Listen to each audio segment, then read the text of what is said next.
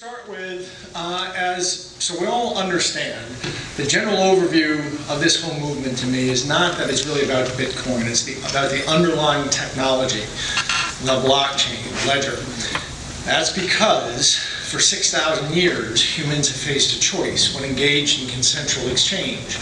Do we trust each other, or do we have just a central institution that we don't need to know each other and trust each other, we just trust the central institution?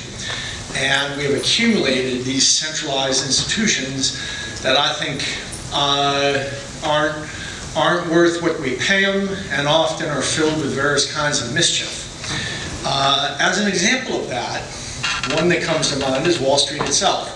I'm going to remind you on October in 2008, when the world melted down, and Alan Greenspan was called before Congress on the 23rd of 2008 to say what's going on. He made this statement that the left has jumped on and saying, oh, you see Alan Greenspan, even he says markets don't work. Well, they missed the main event. Watch closely. There are additional regulatory changes that this breakdown of the central pillar of competitive markets requires in order to return to stability, particularly in the areas of fraud, settlement, and securitization. Oh, fraud, we know what he was talking about. Byrne Madoff, securitization, mortgage-backed securities, collateralized debt obligations, etc. But what's that settlement thing he mentioned?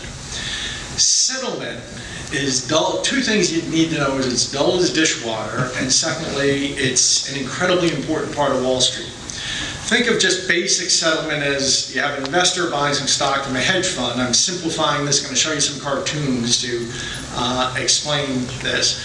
You know, the settlement is the process when, after they've made the deal, the actual exchange of money for security is called settlement. Of course, we don't have grandmas talking to hedge fund guys. They each are represented in the net market, capital market, by a broker.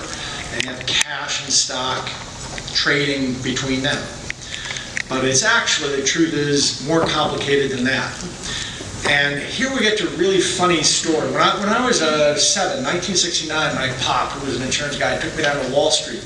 He wanted me to see Wall Street. And all I noticed were a bunch of guys on bicycles. And there really were back then. Men on bicycles were bicycling around Wall Street. Well, that's all I wanted to pay attention to. It was really frustrating. Well, it turns out they're called runners or stock jobbers. And how Wall Street worked was these fellows on bicycles had burlap sacks of stock, and they were running around among the brokers delivering stock and clipping things. That's how Wall Street worked. The 1960s volume on Wall Street quadrupled, and these folks logjammed. It led to something called the Great Wall Street Paperwork Crisis. From 1969 to 1971, Wall Street was closed on Wednesdays. It was only open 4 days a week, and on those days it was only trading about 4 hours a day. That was to lower the volumes of the guys on bicycles and catch up. In 1971, the SEC called the industry together and proposed computerizing the system. Now just imagine they had said, we're going to use the computers to schedule the routes of the bike messengers. That's how we're going to speed things up. You would say that's kind of a misapplication of technology. Well, what they did was equally silly. What they did was they said, we're going to create this new, they took a thing that was already actually a back office at the New York Stock Exchange called the DTCC. And they said, we're going to try this thing called a mobilization. By the way, this is not what the industry wanted. What the industry wanted was a peer-to-peer electronic settlement system, direct broker to broker. They said, no, we're going to centralize everything within the DTCC, and we're going to have cash and stock sort of trade through it. And in fact, I'm going to use a really ugly word. I'm told on Wall Street there are three things you never talk about: God, politics, and the word I'm about to say. No kidding. It's called CD and Company. Just raise your hand if you own any stock in any publicly traded company in America, please. Okay, all of us with our hands up are incorrect. None of you actually own any stock. You really do not. All the stock in America is legally owned by a corporation you've never heard of called, and I'm not just talking about possession, I'm not talking about safekeeping. They legally own all the stock in publicly traded companies.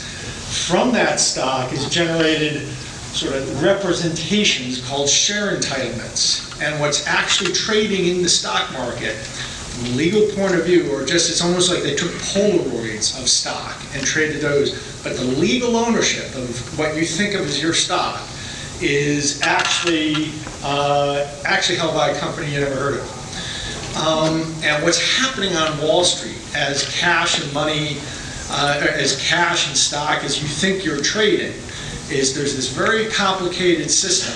There's the DTC and then a ring of about 100 brokers directly plumbed into it, and they're called clearing brokers. And then there's another ring of several thousand brokers plumbed into them. It's sort of a hub and spoke system on top of a hub and spoke system. And what's going on is you buy and sell stock in your E-Trade account. It's all just shifting around like this, and it's not actual stock. I'm not talking even the physical shares. I'm talking about the electronic shares are not in your accounts. The CDN company owns everything, and all you have are IOUs against IOUs against IOUs against the company that actually holds it. By the way, it's all, if you read your broker statement, you'll find this all laid out. It's at the bottom, upside down, backwards, and Greek. But you don't actually own anything. And if this system ever vapor locks, as it almost did, or as it did in 2008, you'll find out someday that there's nothing to keep. This is a big system of fractional reserve banking without a reserve requirement. And there's all these, a lot of things already set up. So if this seizes, you're going to find out someday that you thought you owned 100 shares of IBM, and so did somebody else, and so did somebody else at the same broker. Each are getting cut back by 2/3, pari passu. It's actually laid out in that legalese. Obviously, I think that's a terrible system. Imagine true settlement. And again, go back to the concept of, let's say, grandma buying just a baseball glove from her neighbor. And the settlement would be the actual cash and baseball glove changing hands. Now imagine you did that on a ledger, and it doesn't matter what the coin is. I'll call it space cash, following South Park. Imagine there's a type of coin called space cash. And what happens when grandma, and let's say this ledger is cryptographically protected, public and transparent. What's happened, you get rid of the physical cash, and when grandma wants to buy the baseball glove, you're writing in the ledger down one of her coins and incrementing, you're decrementing one of her coins and incrementing one of his coins and moving the baseball glove.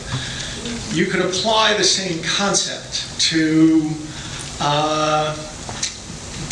Wall Street settlement as follows. Imagine we're back with a hedge fund guy, and you've got some stock that's been tokenized.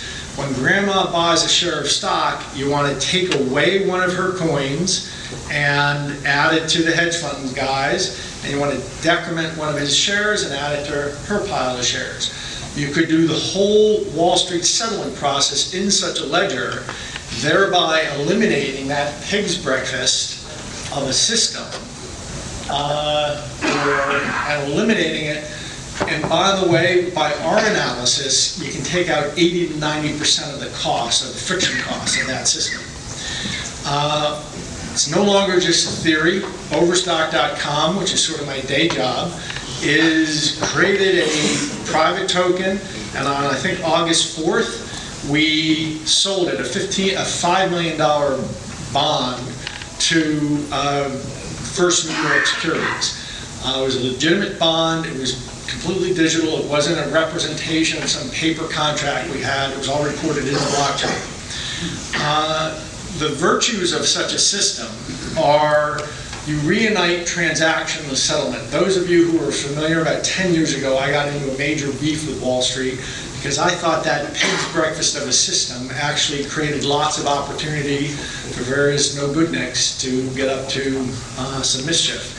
And so I sort of went on an attack, which I called my mitzvah, but they called my jihad against Wall Street to try to clean up this system. It's transparent. There are no friction costs, or maybe 10% of the friction costs of the current system. It eliminates various forms of market rigging, which depend on the slop in that kind of pig's breakfast system that I showed you a few slides ago. It's been tested, and we are the first company, I believe. We are now ready to issue. Overstock has filed an S3 with the SEC about 7 or 8 months ago. That's a statement saying we're ready to issue this kind of stock. And after half a year of handling and negotiating and talking and explaining to the SEC, about a month ago, they declared it effective. So Overstock is now in a position to be the first company to issue a public crypto security. We've issued a private crypto security. Now we are ready.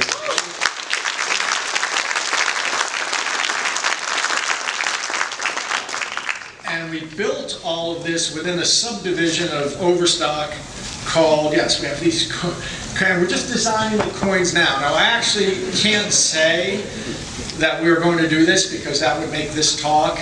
This is neither an offer to sell nor solicitation of an offer to buy. And the truth is, we need the capital. We need the capital. If we do this, we're going to do it for a small amount. This is like Jonas Salk injecting himself with polio to show that it works. We built the system called T0 that underlies all of this. We brought it to the market. We introduced it a few months ago into the market. And having built this system, Overstock would like to be the first public company to issue shares, tokenized shares on the system. So that's T0. We think we're well ahead of anyone else in the industry on that score. So we built both the system.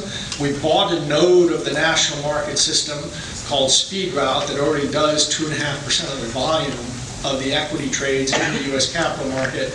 And having bought that and then built the crypto platform on top of it, we want to be the first company to actually use it. But let's see if it works out that way. Thank you. Can I take any questions?